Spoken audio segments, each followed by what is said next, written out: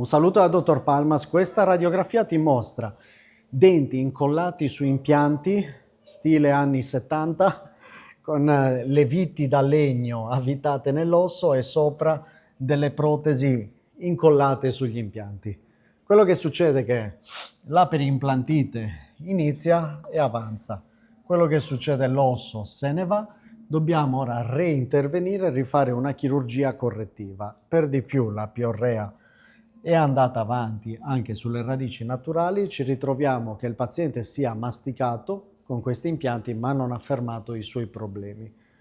Oggi si usano degli impianti dentali che si chiamano bifasici, sono quelli più moderni, dove non si fanno i denti incollati sugli impianti dentali, ma si vanno a mettere una parte dentro all'osso, si mettono molti meno impianti, non un impianto, un dente, un impianto, un dente.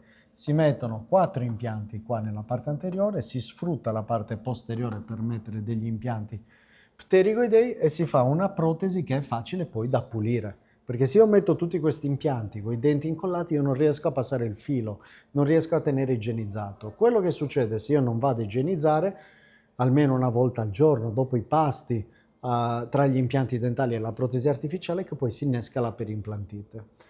Nella parte inferiore sono stati mantenuti denti con la malattia parodontale che poi ovviamente si va a trasferire sugli impianti.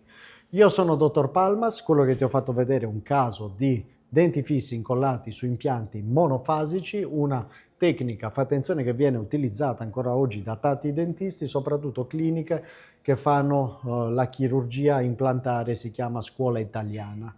Questi sono degli impianti da chirurgia a scuola italiana che vengono fatti da alcuni dentisti, non è vietato, ma sicuramente non è la tecnica più attuale che esiste.